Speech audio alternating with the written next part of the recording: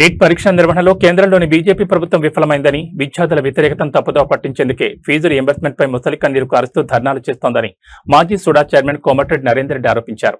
10 ఏళ్ల పాటు బీఆర్ఎస్ తో లోపాయకారి ఒప్పందం చేసుకుని రాష్ట్రాన్ని అప్పులపాలు చేసిన బీజేపీ నేతలకు విద్యార్థుల గురించి మాట్లాడే నైతిక హక్కు లేదని విమర్శించారు.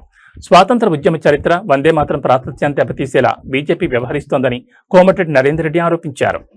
విద్యార్థులకు సంబంధించి నీట్ పరీక్షను నిర్వహించలేని చాతగాని కేంద్ర ప్రభుత్వం ఇవాళ ఇక్కడ విద్యార్థులకు సంబంధించి రీఎంబర్స్మెంట్ పై మొసలు కన్నీరు కారుస్తూ ధర్నాలు చేస్తూ ఈ దేశంలో ఉన్నటువంటి విద్యార్థి లోకం యువకులంతా కూడా వీళ్ళకు వ్యతిరేకమైనని, వాళ్ళ విద్యార్థులపై ఢిల్లీ వీధుల్లో పెల్లెట్ గన్స్ తోటి, బాష్పవాయువుతోటి లాఠీ చార్జ్ చేసి ఇబ్బందులు పెట్టి దమనకాండకు పాల్పడ్డటువంటి భారతీయ జనతా పార్టీ ప్రభుత్వం విద్యార్థి లోకమంతా కూడా వీళ్ళని వ్యతిరేకిస్తుందని చెప్పి ఈరోజు మొసలు కన్నీరు గారుస్తూ ధర్నాలు చేస్తూ ఉన్నారు. ఆనాడు బీఆర్ఎస్ ప్రభుత్వంతో 10 సంవత్సరాలు చీకటి ఒప్పందం చేసుకొని నల్ల చట్టాలతో పాటు అనేక చట్టాలతో పార్లమెంట్లో వాళ్ళకు సపోర్ట్ చేసి మద్దతు పలికి డిపిఆర్ లేకున్నా ఏది లేకున్నా ఈ రాష్ట్ర ప్రభుత్వం చేస్తున్నటువంటి, ఆనాటి రాష్ట్ర ప్రభుత్వం చేస్తున్నటువంటి ఆగడాలకు వీళ్ళు కళ్ళు మూసుకొని ఆ చీకటి ఒప్పందం ద్వారా ఈ రాష్ట్రాన్ని దాదాపు 8 లక్షల కోట్ల అప్పుల పాలు చేస్తే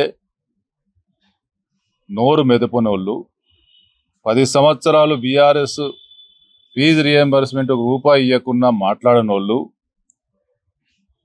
ఈరోజు దేశవ్యాప్తంగా విద్యార్థి లోకమంతా కూడా భారతీయ జనతా పార్టీని, ప్రభుత్వాన్ని వ్యతిరేకిస్తుందనేటువంటి భావనతోటి దాన్ని తప్పుదోరు పట్టించడానికి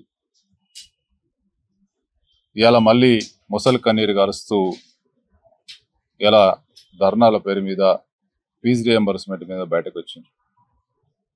ఈ రామచంద్రరావు గారిని కానీ బండి సంజయ్ కుమార్ గారిని ఒకటే అడుగుతా ఉన్నాం, ఈ విద్యార్థి లోకంపై మీరు చేసినటువంటి దమనకాండకు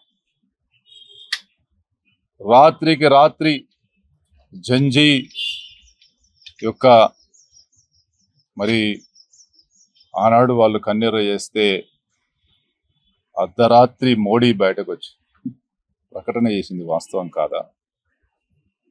విద్యార్థి లోకం మీద దమనకాండ చేసింది వాస్తవం కాదా? ఏ ముఖం పెట్టుకుని ఇలా వాళ్ళ కోసం మాట్లాడుతూ ఉన్నారు? 10 సంవత్సరాలు మీరు బీఆర్ఎస్తో అంటగాగి ఈ రాష్ట్రాన్ని దివాలా తీసేయడంలో ఆర్థికంగా మీ పాత్ర లేదా?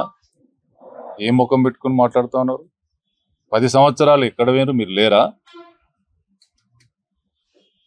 ఇలా ప్రజల వ్యతిరేకతను ఏ విధంగా దృష్టి మళ్లించాలని చెప్పి విద్యార్థి లోకం ఉన్నటువంటి వ్యతిరేకతను ఇలా వీలేదో విద్యార్థుల కోసం కొట్లాడుతున్నట్టు ఇలా నటిస్తా అంటే ప్రజలకు అన్నీ తెలుసు, విద్యార్థి లోకానికి తెలుసు, యువకులకు తెలుసు మీ పాత్ర ఏందనేది. అంతేగాక వందే మాతరం మీద మా ప్రియతమ నాయకురాలు సోనియా గాంధీ గారిపై మత్సలేని 10 సార్లు దాదాపు ప్రజలతో ఎన్నుకోబడి ఒక ఉత్తమ నాయకునిగా ఎదిగిన మా ఖర్గే గారి మీద ఇవాళ ఇష్టం వచ్చినట్టు మాట్లాడుతూ ఉన్నారు. అసలు 1875 నవంబర్ 7న వందే మాతరం గురించి వీళ్ళకు అంటే మేము కూడా మీ మీడియా ద్వారా చెప్పాలనుకుంటున్నాం. ప్రజలను ఏ విధంగా వీళ్ళు